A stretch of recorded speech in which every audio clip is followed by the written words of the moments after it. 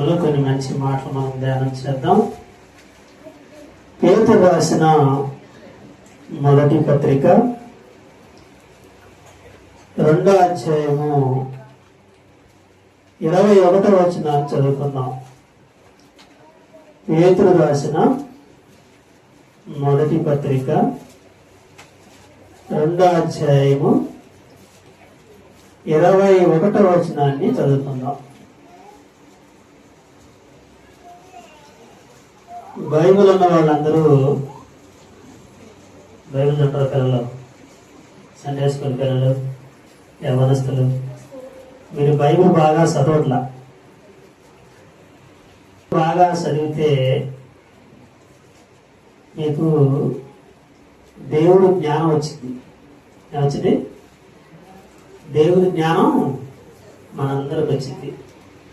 పిల్లలైన వారి రోజు బైబిల్కి చదవటం దేని మీద ఇంట్రెస్ట్ ఉందంటే మొబైల్ మీద, సెల్ ఫోన్ మీద ఎక్కువగా ఇంట్రెస్ట్ ఉందన్నమాట. సెల్ ఫోన్లో వచ్చే గేములు, సెల్ ఫోన్లో వచ్చే రీల్స్, వాట్సాప్, ఫేస్బుక్, ఇన్స్టాగ్రామ్ అని చాలా అవుతున్నాయి కదా, వాటి మీద మంచి ఇంట్రెస్ట్ ఉంటుంది. కానీ పిల్లలకి ఈరోజు బైబిల్ మీద ఇంట్రెస్ట్ లేదనమాట. అందుకే పిల్లలు బైబిల్ చదవలేకపోతున్నారు. యవనస్తులైన పిల్లలు బైబిల్ బాగా చదవటం నేర్చుకోవాలి. స్పష్టంగా చదవాలి, అర్థమయ్యే రీతిలో చదవాలన్నమాట. కొంతమంది పిల్లలకి కామా ఎక్కడ ఉందో తెలియట్లేదు, పులు స్టాక్ ఉందో కూడా తెలియకుండా కలిపి కొట్టరా కావేటి రంగు అన్నట్టుగా మొత్తం కలిపి చిన్న పెద్ద కోపం పెద్దనా వాక్యం కాసేపు కూర్చోలే. మరి దేవుని మాటలు మనం వినటానికి మనం అందరం వచ్చాం కనుక మరి బైబిల్ చదవటం మీరందరూ బాగా నేర్చుకోవాలి పిల్లలు. అది నేను కోరుకుంటుంది. మీరు బైబిల్ చాలా తప్పుగా చదువుతున్నారు అన్నమాట. చాలా అక్షరాలు బోధని తలా తోక లేకుండా చదువుతున్నారు. బైబిల్ కూడా బైబిల్ని ఒక అర్థవంతంగా చదవాలి. బైబిల్ చదివేటప్పుడు మనసు పెట్టి చదవాలి. ఎక్కడ కామా ఉందా, ఎక్కడ ఫుల్ స్టాప్ ఉందా, ఎవరు ఎవరితో మాట్లాడుతున్నారు, ఎవరు ఎవరితో రాస్తున్నారని నాకు అర్థం అవ్వాలి. మీరు చదువుతుంటే అసలు ఏం అర్థం కాదు నాకు. బైబిల్ అంతా ఎలా చదువుతున్నారంటే మీరు అదేదో పిట్ట కథల్లాగా. చిన్నప్పుడు మాకు స్కూల్లో పిట్ట కథలు నేర్పేవాడు అనమాట. ఏం చదువుతారు స్కూల్లో? వాస్తవాలు చదువుతారా? పిట్ట కథ చెప్పేవాడు అనమాట. ఏ కథలు? అనగనగా ఒక రాజు, 7 కొడుకులు ఉన్నారు. 7 కొడుకులు ఏటకు పోయారంట. పెద్ద నిన్నారంట అనుకోట్లు. ఏటకు పోతే 7 చేపలే పడ్డాయంట. ఎక్కువ పడ్డది మళ్ళా అడగదు మనం అంతేదని. 7 చేపలు పడ్డాయంట. ఆ 7 చేపల్లో ఒక చేప ఎండలేదంట. ఎందుకంటే మనకు అడగదు మరి. ఎందుకంటే గడ్డి మోపు అడ్డం వచ్చిందంట. గడ్డి మోపు ఎందుకు అడ్డం వచ్చిందంటే నేను మాట్లాడుతాను అన్నమాటగా. అంటే మరి కథ అంటే అంతే కదా. మరి కథలో నిజాలే ఉండవు అనమాట. గడ్డి మోపు మాట్లాడిందంట. గడ్డి మోపు అంటే ఏమన్నంట, ఆవు నన్ను మేలేదనంట. ఆవు నువ్వు ఎందుకు మేలేదంటే అవ్వ నన్ను ఇప్పలేదన్నంట. అవ్వ నువ్వు ఎందుకు ఇప్పలేదంటే అబ్బాయి ఏడిపిస్తున్నాడంట. మరి నువ్వు ఎందుకు ఏడిపిస్తున్నావంటే సీఎం పుట్టిందన్నాడంట వాడు. సీమ నువ్వు ఎందుకు పుట్టావంటే నా బంగారం ఏమి పుట్టనా అన్నట్టు. అది కూడా ఎన్ని కథలు అనమాట. అవే మనకి స్కూల్లో నేర్పించారు. కానీ బైబిల్లో మహాసంగతులు రాయబడ్డాయి. మహాజ్ఞాన సంగతులు, వాస్తవాలు. బైబిల్లో ఎక్కడ కథలు లేవు. ఆది కాండం మొదలుకొని ప్రకటన గ్రంథం వరకు 66 పుస్తకాలు. ఒక కథ నాకు చూపించండి, చూద్దాం కదా. ఒక్క కథ ఉంటే నాకు చూపించండి. అసలు ఎక్కడ కథలు లేవన్నమాట. ఉన్నవన్నీ వాస్తవాలు, జరిగిన యథార్థమైన సంగతులు, జరుగుతున్న సంగతులు, జరిగిపోయిన సంగతులు, వాస్తవాలు రాయబట్టే గాని బైబిల్ ఎక్కడ కూడా కథలు ఇవ్వమ్మా. మనం బైబిల్ కథల పుస్తకాలాగా సన్న పుస్తకం చదవకూడదు. బైబిల్ అనేది ఒక ఉన్నతమైన దైవ గ్రంథం. అది పరిశుద్ధ గ్రంథం. అది పవిత్రమైన గ్రంథం. అది దేవుడు మనకి రాయించి మన చేతుల్లో పెట్టిన గ్రంథం అది. ఈ రోజు ఆ గ్రంథాన్ని చదవడానికి మనకు చాలా కష్టమైపోతుంది అనమాట. చదవడానికి, ధ్యానించడానికి, పరిశీలించడానికి, నేర్చుకోవడానికి చాలా కష్టమైపోతుంది అనమాట. అందుకే దైవజనుల తమ్ముడు ఈ 3 దినాల సభలు ఏర్పాటు చేసి ఒక టైటిల్ పెట్టాడు అనమాట, దేవుని గురించిన జ్ఞాన పండుగలని. అదే నా టైటిల్ కదా, దేవుని గురించిన జ్ఞాన పండుగ అన్నమాట. ఇది మన పండగ లాంటిది. మనకి చక్కటి దేవుని జ్ఞానాన్ని నేర్చుకోవడానికి, దేవుని వాక్యాన్ని నేర్చుకోవడానికి ఒక గొప్ప భాగ్యాన్ని 3 దినాలు మంచి సభలు ఏర్పాటు చేసి దైవ సేవకులను పిలిపించి మిమ్మల్ని అందరినీ ఆహ్వానించి అనేక మంది రావాలని, వాక్యం వినాలని, నేర్చుకోవాలని, బ్రతకాలని మంచి సభలు ప్రయాసతోనూ కష్టంతోనూ సభలు పెట్టడం అంటే చిన్న మాట ఏమా? దానికి ఎంత ప్రయాస, దైవ సేవకులకు ఎంత ప్రయాస, ఎంత కష్టం, ఎంత మానసికమైన ఒత్తిడి, ఎంత మనోవేదన. సహకరించేవాళ్ళు లేక, సహకరించేవాళ్ళు ఉన్నా చేసేవాళ్ళు లేక ఈ సభల గురించి ఎన్నో దినాలు ఆలోచించి ప్రయాసతో ఈ సభలు 3 దినాలు సభలు ఏర్పాటు చేసి మిమ్మల్ని అందరిని ఆహ్వానించడం ఈ వాక్యాన్ని నేర్చుకోవాలని. అదేనా? ఇప్పుడు చదవ వాక్యాన్ని. క్రీస్తు కూడా ఎవరంట ఆయన? పెద్దమ్మా ఎవరు? ప్రభువారు. ఎవరు? మన రక్షకుడు. మన కొరకు ప్రాణం పెట్టిన ఆయన మన కొరకు బాధపడి ఉందా కదా? ఉందా? ఎవరి కోసం అంట అక్క? ఎవరి కోసం? యేసు ప్రభువారు మన కొరకు బాధపడి. ఆయన మన కోసం బాధను అనుభవించాడా? యేసు ప్రభువారు మన కోసం బాధలు అనుభవించాడా? యేసు ప్రభువారు మన కోసం కష్టాలు అనుభవించాడా? యేసు ప్రభువారు మన కోసం నిందలు అనుభవించాడా? మహానుభావుడు 2000 సంవత్సరాల క్రితం ఈ భూమి మీదకి వచ్చి ఒక మహాలోకాన్ని వదిలిపెట్టి, పరలోకాన్ని వదిలిపెట్టి భూలోకానికి వచ్చి 33.5 సంవత్సరాలు ఈ భూమి మీద జీవించి మహాబాధలు అనుభవించాడు ఆయన. తెలుసా నీకు? మన కోసం ఏమైనా బాధలు అనిపించారా? ఏమో మన కోసం ఎవరన్నా ఒకవేళ మన భర్తలైనా, మన భార్యలైనా, మన పిల్లలైనా, మన బంధువులైనా, మన స్నేహితులైనా, మన ఇల్లు పొరుగు వారైనా ఎవరైనా మన కోసం చిన్నపాటి బాధలు అనిపిస్తారేమో. ఒక అనుభవిస్తే అది కూడా చిన్నపాటి బాధ ఏంటంటే, ఒకవేళ తల్లిదండ్రులు మనం ఉన్నాం అనుకో, బిడ్డల కోసం మనం కొన్ని బాధలు పడి, కష్టాలు పడి, సంపాదించి, కూడబెట్టి వాళ్ళు చదవాలని, జ్ఞానవంతులు అవ్వాలని, ప్రయోజకులు అవ్వాలని మన బిడ్డల కోసం మనం ప్రయాసపడతాం. అది కొద్దిపాటి శ్రమ అన్నమాట. కానీ మహానుభావుడు అనుభవించిన శ్రమ ఎలాంటిది? చిన్నపాటిదా? క్రీస్తు మీ కొరకు బాధపడి ఎంత బాధలు అనుభవించడం ఆయన మహానుభావుడు. అసలు మనం వర్ణించగలమా? ఆయన పడిన బాధలు మనం వర్ణించగలమా? ఆయన పడిన కష్టాలు మనం వర్ణించగలమా? అప్పుడప్పుడు తల్లిదండ్రులు అన్నమాట, ఇల్లు కట్టడానికి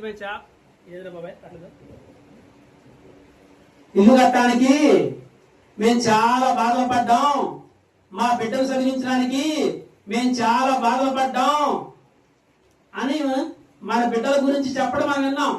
మనం మన బిడ్డల కోసం మనం బాధపడ్డా, మన ఇంటి కోసం మనం బాధపడ్డా, లేకపోతే దేనికోసం మనం బాధలు అనిపించినా అవి చాలా చిన్నవి. దేనితో పోల్చుకుంటే, యేసు ప్రభువారు పడిన బాధతో పోల్చుకుంటే చిన్నవా పెద్దవా? ఏమా? ఎవరైనా మనం సిలివేశారా?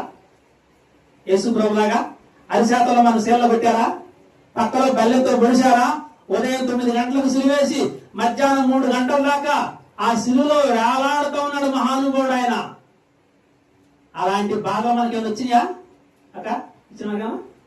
అలాంటి బాధలు మనకేం లేవు. కానీ మన కోసం ఆయన బాధ అనుభవించాడు ఆయన మహానుభావుడు. ఎంత బాధ అంటే, హెబ్రీ పత్రిక 5వ అధ్యాయము 7 చదవండి. హెబ్రీ పత్రిక 5వ అధ్యాయము 7 చదవండి. నాయన పెద్ద బాబు ఎలాంటి హెబ్రీ పత్రిక 5వ అధ్యాయము 7వ చదువునా. శరీరధారి అయిన దినములలో యేసు ప్రభువారు శరీరధారి అయ్యున్న దినముల్లో ఆయన కూడా మనలాంటి శరీరాన్ని కదమా. యేసు ప్రభువారు మనలాంటి శరీరాన్ని ధరించుకున్నాడా అమ్మా? యేసు ప్రభువారు మనలాంటి శరీరాన్ని ధరించుకొని శరీరధారి అయ్యున్న ఆ దినాల్లో మహారోదనతోనూ కన్నీళ్లతోనూ తన్ను మరణము నుండి రక్షింపగలవానికి ప్రార్థనను యాచనలను సమర్పించి భయభక్తులు కలిగి ఉన్నందున ఆయన పరలోకానికి అంగీకరించబడ్డ మహానుభావుడైన ఆయన శరీరాల్లో ఉన్నప్పుడు మహారోదన ఆయన కన్నీళ్లు ఎన్ని బాధలు అనుభవించాడు మహానుభావుడైన. మన కోసం కదా ఇన్ని బాధలు అనుభవించి మీ కొరకు ఆయన బాధపడి, ఇప్పుడు చదవండి 1 పేజీలో 2 మీ కొరకు ఆయన బాధపడి మీరు బయలాలి. మనమందరమి మనమందరమి సంఘముగా కూడిన మనమందరమి ప్రార్థనకు వచ్చే మనమందరమి బాప్తిసం పొందిన మనమందరమి ఆరాధనలో పాల్పొందిన మనమందరమి ప్రభువు చూసుకుంట మనమందరమి మీరు తన అడుగు జాడల్లో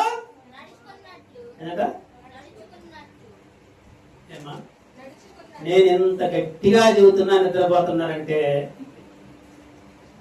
ఆ మధ్య ఒక ఆయన ఒక మాట అన్నాడు. మన ఇంట్లో పడుకునేటప్పుడు పక్కన పిల్లరిసినా నిద్ర పట్టదు, ఏకసినా నిద్ర పట్టదు, పిల్లలు గోల చేస్తున్నా నిద్ర పట్టదు. ఇంట్లో ఏదన్నా నిద్రపోయేటప్పుడు డిస్టర్బెన్స్ అయితే వెంటనే ఏంటాను అని అంటాం మనం, నిద్ర పడదన్నమాట. అలాంటిది ఇంతలో పెద్ద పెద్ద బాక్సులు పెట్టి ఈ విధంగా మీరు గొంతుపై అరుతున్నా గానీ హాయిగా నిద్రపోతున్నారంటే మీ నిద్రపోవడం అంత మందాలన్నమాట. ఇంట్లో చిన్న శబ్దం అయితే మనకు నిద్ర పట్టదు, అలాంటిది ఇంత బాక్సులు పెట్టి సౌండ్ పెట్టి ఇంత గట్టిగా వాక్యం చెబుతున్నా కొంతమంది జ్వాలపడినట్టు నిద్రపోతున్నారంటే ఇది ఏంటోనమ్మా.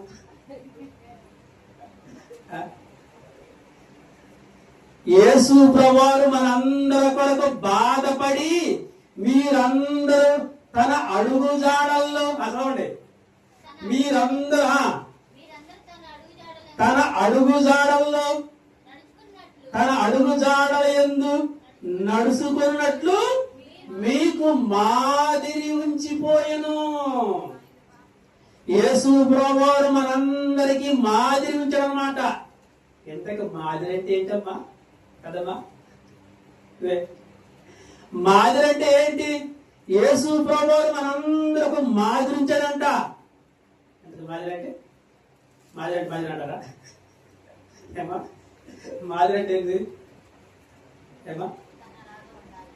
తనలాగా మనం అందరమే నడవాలని, జీవించాలని, ప్రవర్తించాలని, బ్రతకాలని, తనలా మనం అందరం కూడా ఆయన అడుగుజాడల్లో నడవాలని, ఆయన ముందు వెళతంటే మనం కూడా ఆయన అడుగుజాడల్లో నడవాలని, ఆయనలో ప్రేమ కలిగి, జాలి కలిగి, దయ కలిగి, క్షమించే మనసు కలిగి, ప్రేమించే మనసు కలిగి, ఆదరించే మనసు కలిగి, ఆయన లాంటి ఆ మంచి మనసు మనందరికి ఉండాలని మనందరికీ మాదిరికరమైన జీవితాన్ని ఆయన చూపించాడు. ఆయన మాదిరి అంటే ఎవరు కొట్టారు?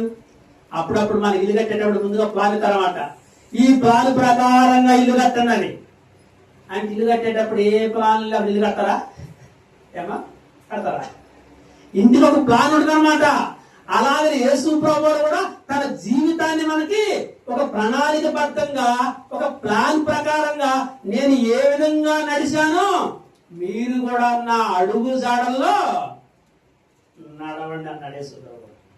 ఇప్పుడు యేసు ప్రభువారు అడుగు జాడల్లో నడవటం కష్టమా తేలిక అన్నా?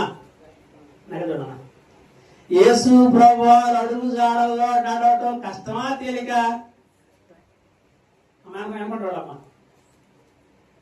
మళ్ళీ మాట్లాడుకోమ్మా. యేసు ప్రభువారు అడుగు జాడల్లో నడవటం కష్టమా తేలిక? అంటే యేసు ప్రభువారు నడిస్తే మనం నడలేమంటారా? ఏమా? యేసు ప్రభువారు మనకంటే ముందుగా ఆయన నడిచాడు కదా, మనకు మాదిరి చూపించాడు కదా. ఆయన అడుగు జాడల్లో నడవటం చాలా తేలిక, కానీ కష్టం అనుకునేవాడు జీవితాంతం కష్టమే. అవునా కదా?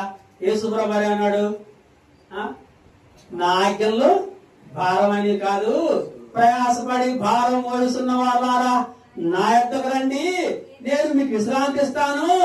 నా ఆజ్ఞల్లో మీకేం భారమైనవి కాదు, కష్టమైనవి కాదు, నేను నడిచిన మార్గంలో మీరు కూడా నడవచ్చని మహానుభావుడు యేసు ప్రభువారు 2000 సంవత్సరాల క్రితం చెప్పి ఆయన వెళితే ఈ రోజు మనం నడవడం చాలా కష్టంగా కదా బిడ్డ కదా, తప్పదు కదా. ఈ రోజు మనం నడవడానికి చాలా కష్టంగా ఉంది. ఆయన నడిచినట్టు, ఆయన ప్రేమించినట్టు, ఆయన జీవించినట్టు ఆయన అడుగు జాడలు నడవడం చాలా కష్టమైపోతుంది అన్నమాట. ఇంతకీ యేసు ప్రభువారు మనకి ఏ విషయాల్లో మాదిరి చూపించాడు? ఆయన అంతే కదా. మరి ఆయన నడిచాడు, ఆయన ఏ విషయాలు మనకు మాదిరి చూపించాడు? ఉన్నారు కదా ఏదో యేసు ప్రభువారు ఏదో కొన్ని విషయాలు ఆయన నడుచుకుంటూ వెళ్ళాడు, మార్గం చూపించాడు. ఆ మార్గంలో మనం కూడా నడవాలి. ఇంతకు ఏ విషయాల్లో మనకు మాదిరి చూపించాడు ఆయన? తెలుసా? మాదిరి చూపించాను అన్నాడు, నేను మీకు మాదిరి ఉంచిపోయాను అన్నాడు. ఇంతకు ఏ విషయాల్లో మనకు మాదిరి ఉంచాడు? చూడండి ఎబ్రీ పత్రిక 4వ అధ్యాయము 15 చదవండి. ఎబ్రీ పత్రిక 4వ అధ్యాయము 15. మన ప్రధాన యాజకుడు మన బలహీనతల యందు మనతో సహానుభావం లేనివాడు కాడు గాని సమస్త విషయములో మనవలే శోధింపబడినను. అంటే యేసు ప్రభువారు మనలాగా ఆయన కూడా శోధించబడ్డా? మిమ్మల్ని యేసు ప్రభువారు మనవలే ఆయన కూడా శోధించబడ్డా? ఎవరి చేత?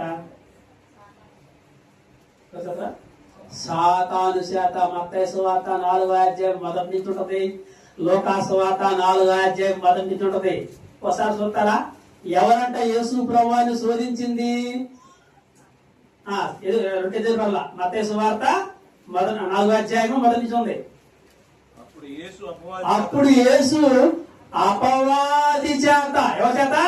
అపవాది చేత శోధింపబడుటకు ఆత్మ వలన అరణ్యంలోనికి కొనిపోబడిను. యేసు ప్రభువాన్ని సాతాను శోధించిందా లేదా? యేసు ప్రభువాన్ని ఒక ఎత్తైన పర్వతమే తీసుకెళ్లి ఈ లోక రాజ్యాలన్నీ యేసు ప్రభువారు చూపించిందా? చూపించలేదా? ఈ లోక రాజ్యాలన్నీ ఒక నిమిషంలో యేసు ప్రభువారు చూపించి ఏముంది కదమ్మా? ఏమంది కదమ్మా? నాకు నా పాదాలకి నమస్కారం చేస్తే మొత్తం నీకు ఇస్తానంది. ఏమా యేసు ప్రభువారు ఏమన్నా దాని మాటకి ఏమన్నా లోబడిపోయాడా? యేసు ప్రభువారు ఎక్కడా లోబడ్డా. సాతాను శోధించినా కానీ యేసు ప్రభువారు లోబడ్లా. ఆయన జయించాడు, ఎదిరించాడు మహానుభావుడు. అదే మనకు గాని ఒక ఎకరం పొలం ఎత్తామంటే చిచ్చిమానేమో ఏమో ఒక ఎకరం చాలే, ఎకరం తగ్గితే సెంటు అంటారా? అదే ఒక సెంటు పొలం ఎత్తామంటే తెచ్చి మారేరా? ఓ చాలా మంది ఉన్నారన్నమాట.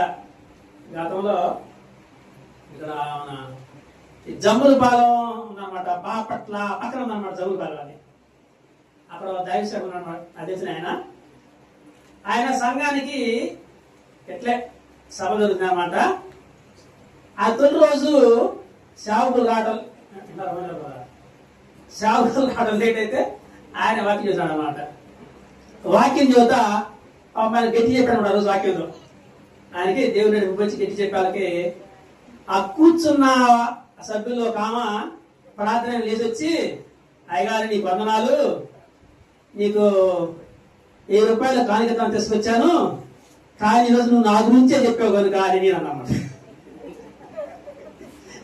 ఈరోజు నువ్వు నా గురించే చెప్పావు కనుక నేనే ఆమె వెళ్ళిపోయింది అనమాట. ఏది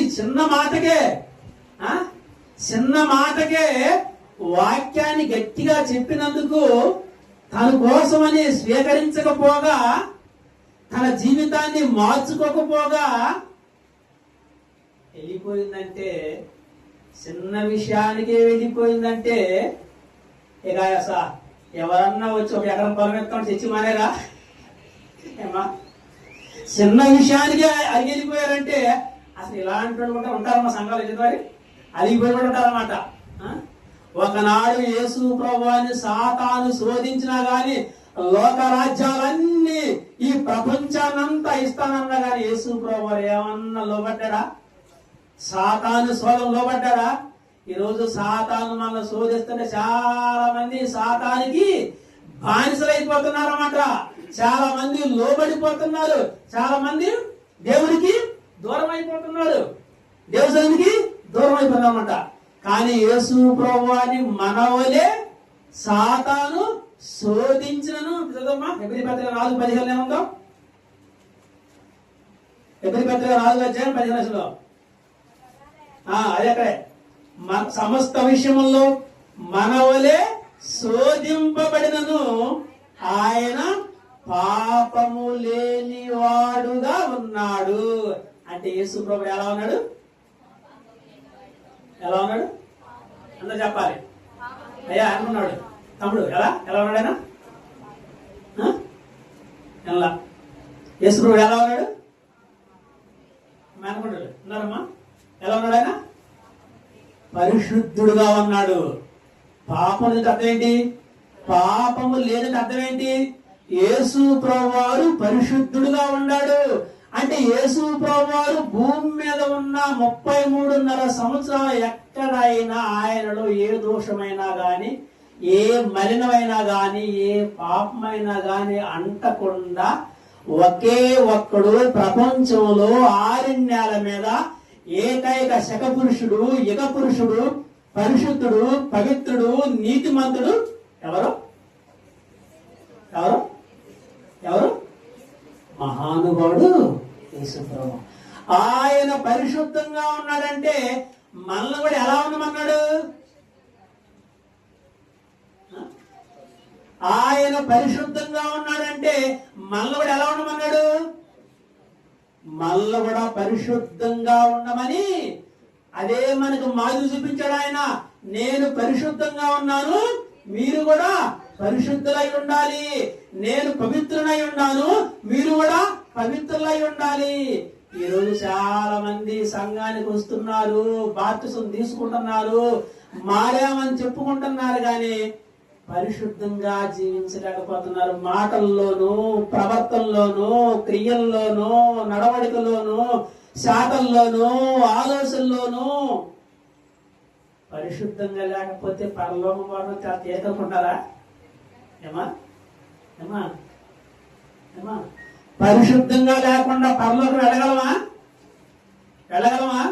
యేసు ప్రభువారు మహానుభావుడు ఆ రోజైనా సవాల్ చేశాడు. నాలో పాపమున్నదని మీలో ఎవరైనా నిరూపించగలరని యోహాను సువార్త 8:40 అంటాడు.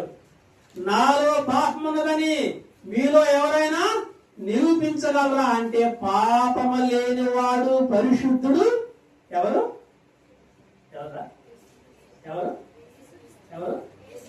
యేసు ప్రభువారు. మరి ఆయన పరిశుద్ధంగా ఉంటే మనం ఉండొద్దా? ఉండొద్దా? ఈరోజు మనం పరిశుద్ధంగా ఉన్నామా? ఆయన మనం మాదిరి చూపించిపోయాడన్నమాట. బాగా గుర్తుపెట్టుకోండి, పరిశుద్ధత లేకుండా ఎవరు కూడా ప్రభువుని చూడలేరు. పరిశుద్ధత లేకుండా ఎవరు కూడా పరలోకానికి రాలేరు. నువ్వు పరిశుద్ధంగా నీ జీవితాన్ని కాపాడుకోవాలి. పరిశుద్ధంగా నీ తలంపులు, నీ ఆలోచన, నీ జీవితం, నీ బ్రతుకు, నీ నడవడికి పరిశుద్ధంగా ఉంటేనే నువ్వు పరలోకానికి వెళ్ళగలవు. పరిశుద్ధతను పోగొట్టుకున్నావా, పరలోకానికి పోవటం చాలా కష్టం. ఎంత కష్టం అంటారా? అసలు నీకు ఎంట్రన్స్ కూడా లేదన్నమాట, తెలుసా? ఎంట్రన్స్ కూడా లేదు పరలోకానికి. గెట్ అవుట్ అంటాడు ఆయన. అని యేసు ప్రభువుకి మనం మాదిరి చూపించాడు. ఏమని? పవిత్రంగా ఉండాలని. ఒకటి నేర్చుకున్నాం. ఏంటిది? ఏం నేర్చుకున్నాం? ఒకటి చాలా కూర్చున్నాం. చెప్పంటారా? ఏమా ఒకటి చెప్పుకున్నాం. యేసు ప్రభువు మనకు పరిశుద్ధతలో బాగా చూపించాడు. ఇంకా చెప్పమంటారా, ముగించమంటారా? అంటే మీ ఉద్దేశం తీసుకునే కదా. యేసు ప్రభువు మనకి పవిత్రంగా బ్రతకాలని ఒక విషయంలో మనం రాసిచ్చాడు. ఇంకా ఏమన్నా చెప్పమంటారా, ముగించమంటారా? అక్క చెప్పండి. మీరు పెడతారన్నమాట. మీరు అనకపోతే ఎవరు చెప్పమంటారు? ఏమా వింటే కదా చెప్పాలి. మీరు అనకపోతే ఎవరు చెప్పమంటారు? ఇంకో విషయం చెప్పమంటారా, ఇంకో ముగించమంటారా? నాకు వినపట్లా.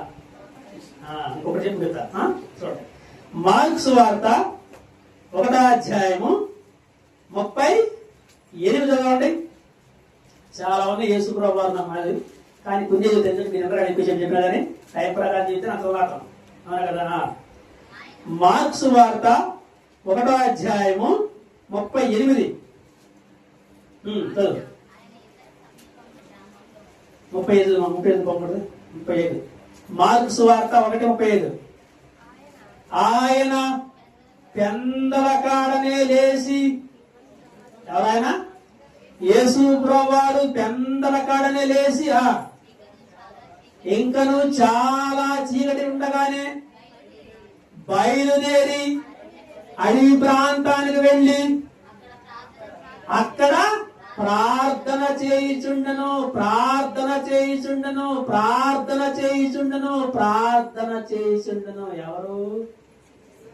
ఎవరు? యేసు ప్రభువారు అంతటి మహానుభావుడే, ఒక మహాలోకాన్ని వదిలిపెట్టిన మహానుభావుడే ఈ లోకంలోకి వచ్చి పెందల కాడ లేచి ఇంకా చాలా చీకటి ఉండగానే బయలుదేరి అడవి ప్రాంతానికి ఏకాంతంగా వెళ్ళి ఆ మహానుభావుడు అంతగా ప్రార్థన చేస్తుంటే, అక్క ఆయన అంతగా ప్రార్థన చేస్తుంటే మరి నీ చేసే ప్రార్థన, అసలు నువ్వు ప్రార్థన చేస్తున్నావా? ఏమా కొంతమందిని అడిగితే క్షణం తేలికుండా దమ్మిడి ఆదా ఉండదు. అసలు టైమేలా ప్రార్థన చేయడానికి. ఏం చేస్తున్నావమ్మా? ఏం చేస్తున్నావు? సినిమాలు చూస్తున్నావు, సీరియల్ చూస్తున్నావు, మొబైల్ చూస్తున్నావు, ఇది గురువు గురించి మాట్లాడుకుంటున్నావు. ఎప్పుడు పక్కవాళ్ళ గురించే గాని మేము మాత్రం ప్రార్థన మరి ఏం చేస్తాం? మరి ప్రార్థన చేయకుండా ఏం చేస్తాం? మరి అంతటి మహానుభావుడికి ప్రార్థన అవసరమైతే నీకు అవసరం లేదా ప్రార్థన? మహనీయుడు ఆయన అంతగా ప్రార్థన చేస్తుంటే పెందల కాడ లేచి, అసలు మనకి పెందల కాడ లేచి అలవాటు ఉందా ఇంతకి? ఈ మధ్య అంత రివర్స్ అయిపోయింది అనమాట. మగవాళ్లే ముందు లేస్తున్నారు, ఆడవాళ్లే లేడీ లేస్తున్నారు అనమాట. ఆసుకొని తీసుకొని అంత చిన్నప్పుడు ఇది పెద్దల కాలంలో, ఈ పెద్దల కాలంలో ఆ పెద్దలు చదువుతారన్నమాట. ఆడవాళ్ళు ముందుగా లేస్తారు పెద్దల కాడే, మగవాళ్ళు లేడీ లేస్తారన్నమాట. కానీ ఇప్పుడు అంతా రివర్స్ అయిపోయింది అనమాట. మగవాళ్లే ముందు లేస్తున్నారు, ఆడవాళ్ళు లేడీగా కళ్ళు చూసుకుంటూ వస్తారు అనమాట. బయటికి 7 గంటలకు వస్తున్నారు రాత్రి చేయకుండా. 7 గంటలు ఏం చేస్తున్నారంటే మరి రాత్రి కూడా ఏం చేస్తున్నారు? 12 గంటల దాకా సీరియల్లో 1 by 1 అసలు ఎన్ని చూసినా మనకు తృప్తుండదా? ఈ మొన్న మధ్య సర్వీస్ అనమాట, సర్వే. ఆ సర్వేలో ఎక్కువగా ఆడవాళ్ళకి బీపీలు షుగర్లు ఎందుకు వస్తున్నాయంటే ఈ సీరియల్ ఎక్కువ వస్తున్నాయంట. ఆ సీరియల్లో ఏం జరుగుతుందో టెన్షన్ అంట. ఆ టెన్షన్ పెట్టుకుని ఆడవాళ్ళకి బీపీలు షుగర్లు ఎక్కువ వస్తున్నాయంట. ఈ రోజు అలా బానిస అయిపోయారు అన్నమాట చాలా మంది. అసలు ప్రార్థించే టైం లేదు, వాక్యం వినే టైం లేదు, దేవుని సందుకు వచ్చే టైం లేదు, సభకు వచ్చే టైం లేదు, ప్రార్థనకు వచ్చే టైం లేదు, నరకానికి పోయే టైం మాత్రం రెడీగా ఉన్నాడు అనమాట. అంటే మరి ఏం చేస్తున్నారు ప్రార్థన? మహనీయుడు యేసు ప్రభువారే పెందల కాడలేసి నిజంగా నువ్వు జ్ఞానవంతురాలు అయితే నువ్వు పెందల లేచి నీ కుటుంబం కొరకు, నీ భర్త కొరకు, నీ బిడ్డల కొరకు, నీ సంఘం కొరకు, నీ గ్రామం కొరకు, నీ దేశం కొరకు, నీ రాష్ట్రం కొరకు మొరపెట్టాలి దేవుని సన్నిధిలో. ఈ రోజు ఆ మొరపెట్టే తల్లులు ఎక్కడున్నారమ్మా? కరువైపోయారమ్మా. ఒకప్పుడు ఉన్నారు తల్లులు, మహాతల్లులు ప్రార్థన చేసేవాళ్ళు. ఈ రోజు ప్రార్థన చేసే పిల్లలు లేరు, ప్రార్థన చేసే యవనస్తులు లేరు, ప్రార్థన చేసే పెద్దలు లేరు, ప్రార్థన చేసే తల్లులు కరువైపోయారు అన్నమాట. కరువైపోయారు. మరి యేసు ప్రభువు మనకి ఏ మధ్య చూపించాడు? ఆయన నేను పెందలకడ లేస్తున్నాను, ప్రార్థన చేస్తున్నాను, మీరు కూడా లేచి ప్రార్థన చేయండి రా అన్న అడుగులు మీరు నడవండి, నేను మీకు మాదిరించిపోయాను. మహానుభావుడు యేసు ప్రభువు పెందల కాడ లేచి ఆయన ప్రార్థన చేస్తుంటే అసలు మనం ప్రార్థన ఏం చేయాలి? 29 సంవత్సరాలు నేను ప్రభులోకి వచ్చి పెట్టి 29 ఏళ్ళ ప్రభులోకి వచ్చి నా జీవితంలో ఏదన్నా 10% ఎక్కడన్నా సువార్తకి వెళ్ళొచ్చి, సభలకు వెళ్ళొచ్చి లేటుగా వచ్చి పడుకుంటే తప్ప 10%, 90% నేను ప్రతిరోజు 5 గంటలు లేచి ముందుగా ప్రార్థన చేసి, ముందు లెగటం ప్రార్థన చేసి బైబిల్ చదివి 1 గంట సేపు జనం అందరికి వాక్యం వినిపిస్తున్న అది నా డ్యూటీ అనమాట. ప్రతిరోజు నా డ్యూటీ అనమాట. అది ముందు పెందకడ లేవటం అనమాట. సందకడ పడుకునేటప్పుడు మా కుటుంబం అంతా కూర్చొని, మా పిల్లలమ్మ 3 పిల్లలు అనమాట, వాళ్ళు కూర్చొని నా భార్య అందరూ కూర్చొని ఒక తర్వాత 1 by 1 ముందు మా అబ్బాయి, ఆ తర్వాత మా రెండమ్మాయి, తర్వాత మా పెద్ద కూతురు, తర్వాత మా ఆవిడ, తర్వాత నేను వరుసగా అలా ప్రతిరోజు ప్రార్థన చేస్తూ బైబిల్ చదువుకుంటూ వాక్యాన్ని వింటూ 27 సంవత్సరాల నా జీవితాన్ని సేవల ముందుకు కొనసాగించుకుంటూ వస్తున్నాను. కానీ ఈరోజు చాలా మందికి ప్రార్థన లేదు, చాలా మంది జీవితంలో ప్రార్థన లేదు, కుటుంబ ప్రార్థన లేదు, కుటుంబం అంతా కూర్చొని ప్రార్థన చేసిన స్థితి రోజు కనపడటం లేదు. అసలు తల్లివే నీవే మోకరించకపోతే పిల్లలే మోకరిస్తారు చెప్పండి? తండ్రి నీవే ఇంటికి పెద్దవాడే నీవే మోకరించకపోతే ఇక నీ పిల్లలే మోకరిస్తారు, వాళ్లే ప్రార్థన చేస్తారు. అసలు నువ్వే గుడికి రాకపోతే నీ పిల్లల గుడికి ఏమంటారు చెప్పండి? అక్క ఒక అమ్మాయి అన్నమాట మా సంఘంలో, బాప్తిసం తీసుకుంది కానీ చర్చికి మాత్రం రాదు, పిల్లల్ని తీసుకొని రాదు. ఇష్టమైతే ఎప్పుడో ఒకసారి కనపడతానంట. కానీ ఒకరోజు పక్క ఇంటి అంటదంట, మా మామ ఇంటి పెద్ద అడ్డుబండ అయిపోయాడు, మా మామ ఎప్పుడు పోతాడా అని కోరుకుంటున్నాంట.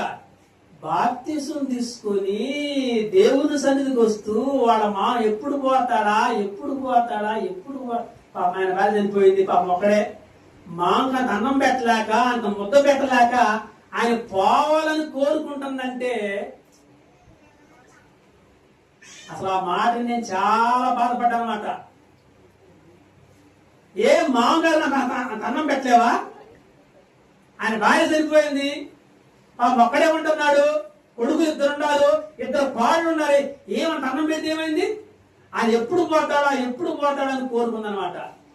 ఈరోజు చెప్పినా ఇప్పుడు ఆయన మనసులో ఉందన్నమాట, ఆయన బ్రహ్మాండం ఉన్నాడు అనమాట. అసలు ఆ అమ్మాయికి ఏమైందో ఎలా తెలియదు కానీ ఈ మోకాలు నరం కట్ అయిపోయిందంట. మరి ఎందుకు కట్టని అర్థం కాదు. అది డాక్టర్ చెప్తే అమ్మాయి నరం దెబ్బతిందమ్మా, నువ్వు మంచం నుంచి లేవకూడదు, కట్టేసుకుంది. మంచం నరకం అనిపిస్తుందన్నమాట. మరి వెళ్ళి కూర్చుంటే చూద్దనమాట, అబ్బోయ్ బాధ బాబాయ్ నన్ను బాగా పెడతానమాట, ఈ బాధ నరకం అయిపోయింది. అప్పుడు నాకు గుర్తుందన్నమాట. నువ్వు ఒకప్పుడు ఏమన్నా గుర్తుందంటాం అనుకున్నాను అనమాట. నరక ఏదైన మనసులో కూర్చున్న బాధ తట్టుకోలేక నడడానికి లేదు, కూర్చోడానికి లేదు. అసలు ఇంత అమ్మాయి కూడా అలా అయిపోయింది అనమాట. ప్రియమైన దేవుని పిల్లలారా, అసలు జీవితంలో ఒకసారి గుర్తుపెట్టుకోండి, జీవితంలో ఎవరు కూడా నాశనం ఒక కోరుకోదు. మనం అర్థమవుతుందా? కోరుకున్నామంటే ముందు మనకప్పైతే అనమాట. బాప్తిసం పొంది కూడా ఒక ప్రార్థనా జీవితం లేకుండా తన కుటుంబం దేవుని సన్నిధికి రాకుండా తన మామ గురించి చెడుగా ఆలోచించడానికి ఈరోజు ఆమె మనసబెట్టిన అనమాట. ఇది నేను ప్రార్థన చేశాను ఆయన కోసం. పెందల కడలేసి యేసు ప్రభువు ప్రార్థించాడు. మనం కూడా ఏం చేయాలి? ప్రార్థించాలి. చివరిగా ఒక మాట చెప్పిస్తాం. అదే మనం 30 చదవమా? మార్క్స్ వార్త 1:38 చదవండి. మార్క్స్ వార్త 1:38. ఇంకా చాలా ఉన్నాయి, ఎన్ని మంచి ఐదు కాబట్టి ఇప్పుడు కూర్చుకున్నాం. 1:38 మార్క్స్ వార్త 1:38. ఆయన ఇతర సమీప గ్రామాల్లోకి నేను ప్రకటించినట్లు వెళ్ళుదము రండి. ఇందు నిమిత్తమే కదా నేను పరలోకము నుండి బయలుదేరి వచ్చి తిని. ముందుగా మనం ఏం నేర్చుకున్నాం? పరిశుద్ధ దిశలో యేసుప్రభువు మనకి మాదిరి చూపించాడు. రెండోది ప్రార్థించడంలో మాదిరి చూపించాడు. మూడోది సువార్త ప్రకటించడంలో కూడా మనకి మాదిరికరంగా ఉన్నాడు యేసుప్రభువు. ఈ 3 సార్లు ఇది మనకి చాలా మంది 3 సార్లు అన్నమాట. ఒకటేమో యేసు ప్రభువు పరిశుద్ధ మంటలు మనకి మాదిరి చూపించాడు. రెండోది ప్రార్థించడం మనకి మాదిరికరంగా ఉన్నాడు. ఇక మూడోది సువార్తను ప్రకటించడంలో మాదిరికరంగా మనకున్నాడు ఆయన. యేసు ప్రభువు మహాలోకు నుంచి లోకానికి ఎందుకు వచ్చాడు ఆయన? సువార్తని ప్రకటించడానికి దేవుని పని చేయడానికి. ఈరోజు తమ్ముడు భారంతో 3 దినాలు మరి మీరు చాలా మంది సహకరించారని తమ్ముడు చెప్పాడు. చాలా సంతోషం అందరూ కూడా.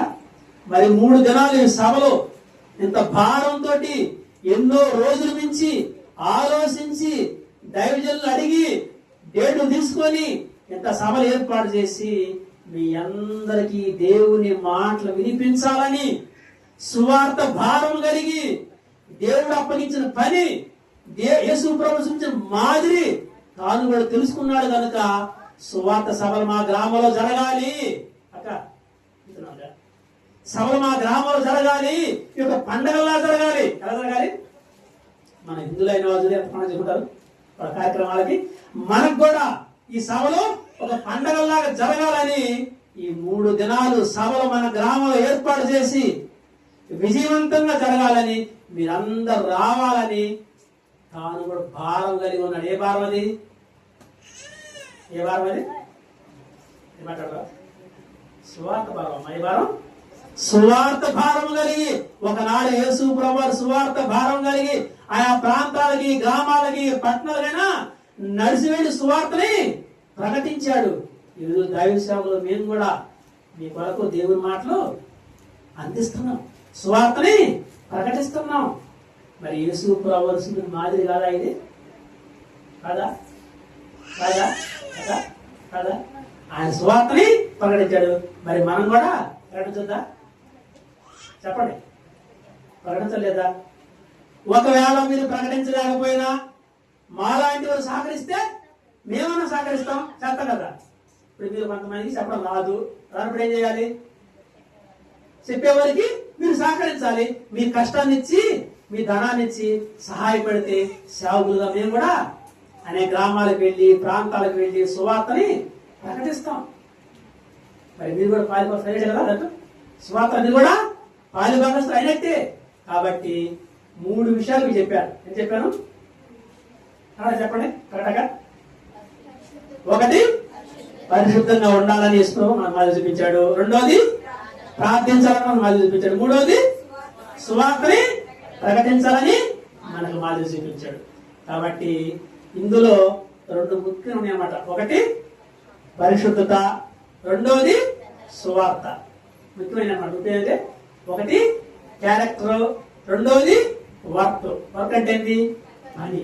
క్యారెక్టర్ అంటే ఏంటి? పరిశుద్ధమైన జీవితం. కాబట్టి మనం పరిశుద్ధంగా ఉండాలి, దేవుని పని మనం చెయ్యాలి, ప్రార్థన చేయాలి. ఓకే, ప్రార్థన చేసుకుందాం.